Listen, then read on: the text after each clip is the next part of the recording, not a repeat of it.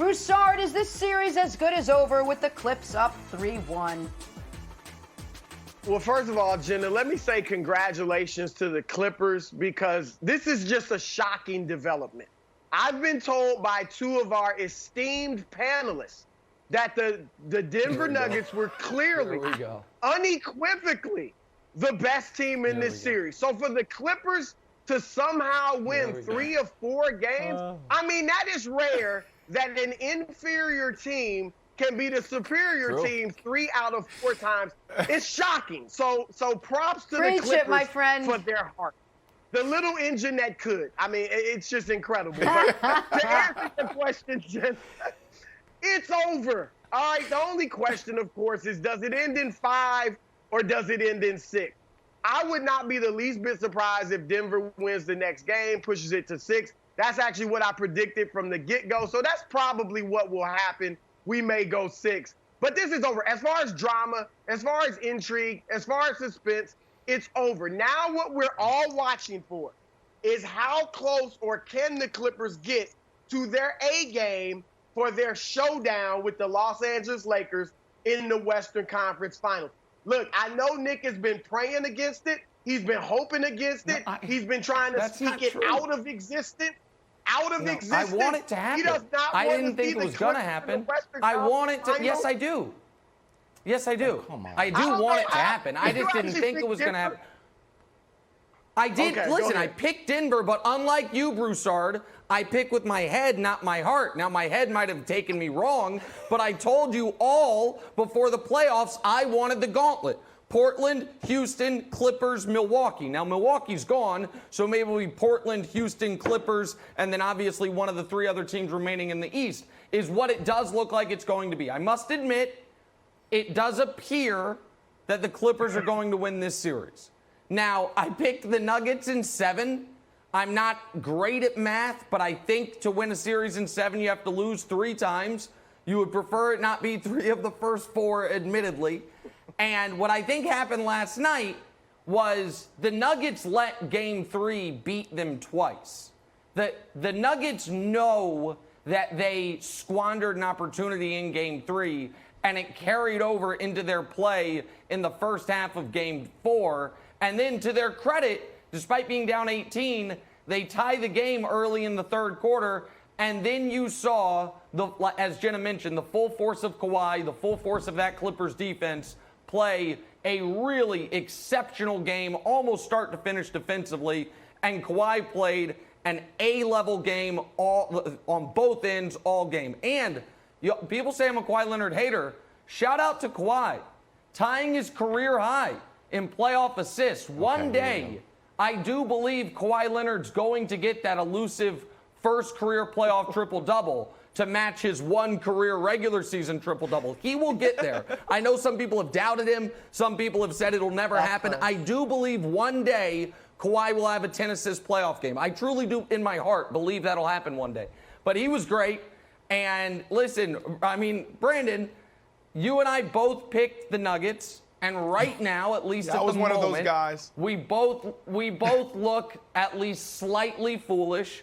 And our good friend, the esteemed Chris Broussard, who's covered the league for 47 years, fault, Nick. looks like the right guy on the set. And by the way, Brandon, here's what else is working against Denver. Let's call it a little tension, a little dissension in the ranks. Michael Porter Jr., none too happy after the game with the Nuggets. Offense. All right, Wilds, what'd you make of that? I mean, part of me thinks that it's like really out of pocket to tell the reporters before you tell your coaching staff and just sort of air your dirty laundry. And then part of me thinks, Broussard, got a point. You're down 3-1. In the first half, you had 25 touches. The second half, you had 12 touches, 7th on the team. He's like, guys, I'm really good. I don't know if you've been watching the sports highlights, but I'm good. I was like the steal of the draft. So Broussard, I'm sort of on the fence in this one. I'm kind of leaning towards agreeing with him. Look, you would like to have him just go talk to Mike Malone privately about it, but let's face it, part of what makes Michael Porter Jr. a special player, or potentially a special player, maybe a star eventually in this league, is his precociousness, his fearlessness, his ultra confidence in himself. And, you know, he's a 22-year-old rookie, essentially, and he lit up the bubble during the seeding games, made the all-seeding team, had 15 points in the first half last night. You don't do that unless you're a fearless kid that thinks you can do anything, against the Clippers, no less. And so the good comes with the bad. And the bad of that is you make statements like this publicly to the media. But he is right. There was a play in the second half where he had, I think it was Lou Williams, posted up, and Murray had the ball and could have hit him, but Murray dribbles to the other side, tells Porter to kind of move out to the wing, and then passes it to Porter on the wing when he's covered. And that clearly frustrated Michael Porter Jr. So, look, I saw this coming. Michael Porter Jr., having played so well in the seeding games, was going to have trouble going down in the pecking order when Jamal Murray came back. And that is what has happened. Yep. It's a good problem to have ultimately, but they've got some guys that aren't happy with their roles, and that's an issue. I just want to add a little bit of context here.